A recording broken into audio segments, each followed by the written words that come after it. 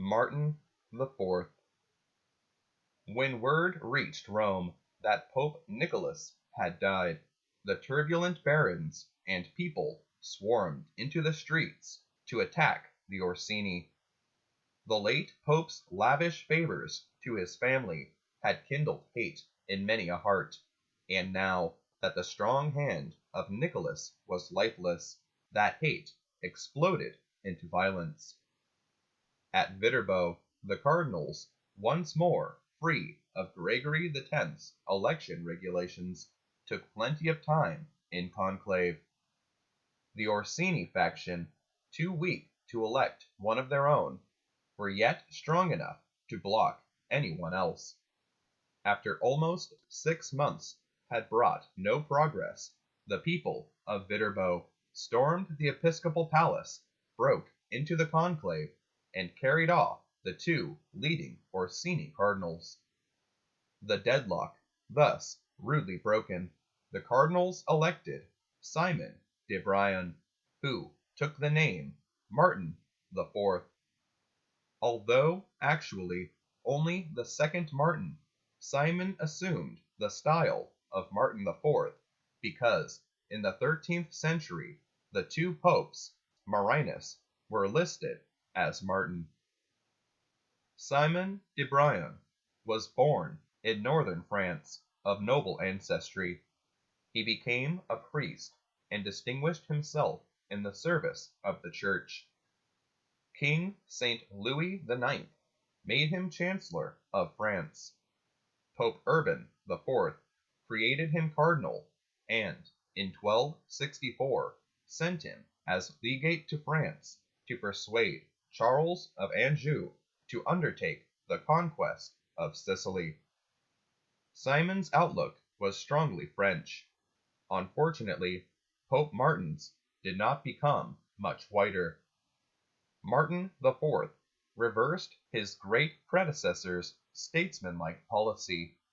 He gave the go signal to Anjou's ambitions. He excommunicated the Emperor Michael Palaeologus and precipitated a renewal of the Eastern Schism. The great work of Gregory X and the Second Council of Lyon was undone. His partiality for Anjou also involved Pope Martin in an affair which cost the papacy much in money and prestige. The French had become hated in Sicily. Anjou was a stern character. The French men-at-arms were arrogant.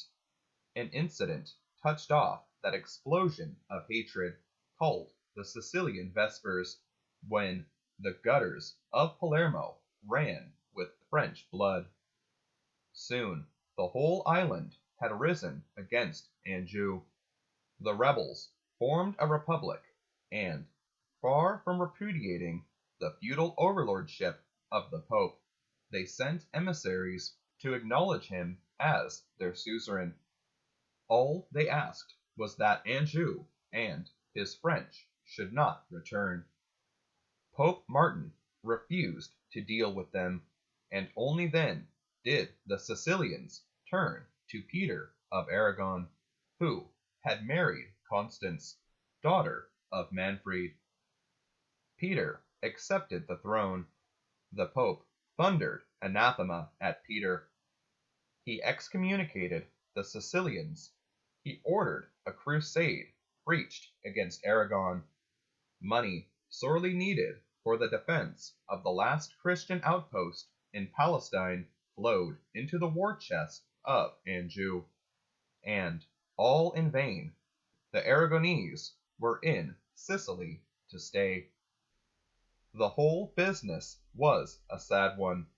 It cheapened ecclesiastical penalties, irritated non-French Christians, and, at a somber moment for the Holy Land, did much to weaken the prospect of a general crusade.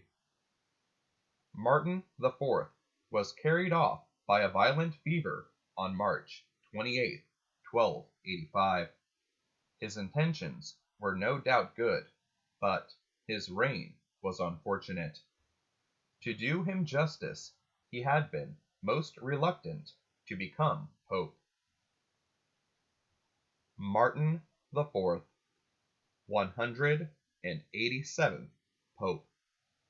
Christ our King, thy kingdom come.